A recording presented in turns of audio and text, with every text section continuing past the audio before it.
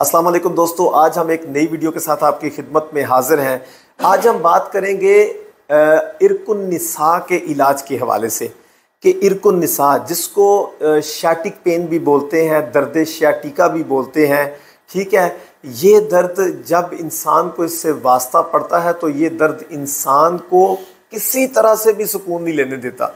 अल्लाह ताला आप सबको शिफा अता फरमाए और किसी को भी इस तकलीफ़ से दो चार ना करे, ठीक है। ये दर्द, ये शाटिक एक नर्व होती है जो कि हमारी कमर से शुरू होके ये हमारी कभी लेफ़्ट साइड पे भी जाती है, टांग में पाँव तक जाती है, और कभी राइट साइड पे जाती है।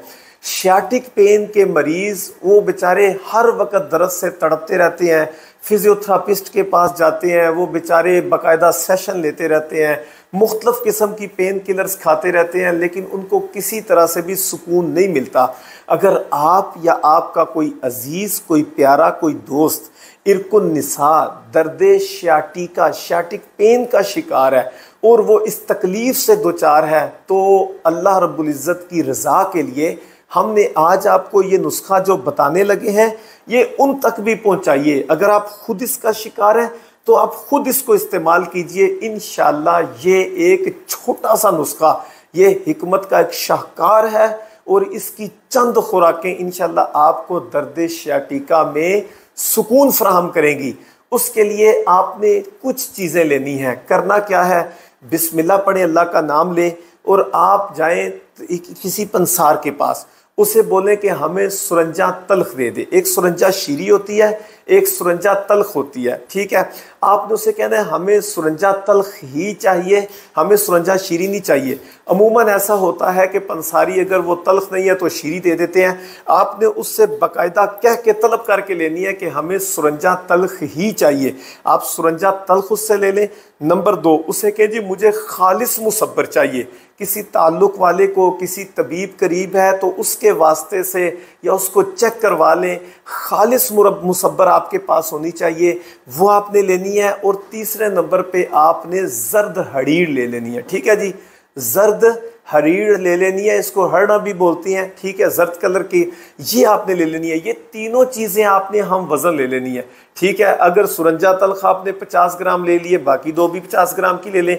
अगर वो 100 ग्राम लिया तो बाकी भी 100 ग्राम ले लें।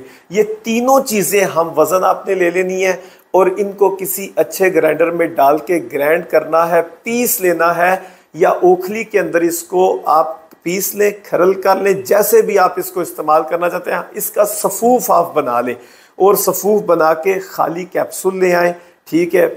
1000 mg का कैप्सूल जिसको बोलते हैं वो ले आएँ और ला के वो कैप्सूल भर लें। और आपने उसके बाद करना क्या है, ये कैप्सूल जब आपने भर लिए हैं उसके बाद आपने सुबह इस एक कैप्सूल लेना है, एक कैप्सूल 11 बजे लेना है, एक कैप्सूल आपने 4 बजे लेना है और एक कैप्सूल आपने सोने से आधा घंटा पहले रात को लेना है। 4 दफ़ा ये कैप्सूल आपने दिन में इस्तेमाल करना है।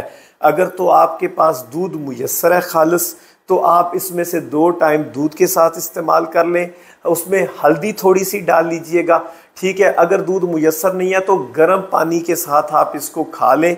इंशाअल्लाह इसकी चंद खुराकें, चंद दिन का इस्तेमाल आपको इस शदीद किस्म की तकलीफ़ से इंशाअल्लाह निजात देने में अपना अहम किरदार अदा करेगा।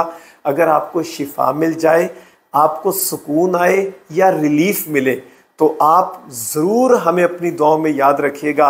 हमारे चैनल पे नए आने वाले साथियों के लिए ये हमारी एक रिक्वेस्ट है कि हमारे चैनल को दूसरों तक भी पहुंचाएं, इसको सब्सक्राइब करें, इसके हमारी वीडियोस को शेयर किया करें ताकि ज़्यादा से ज़्यादा मखलूक खुदा का भला हो सके।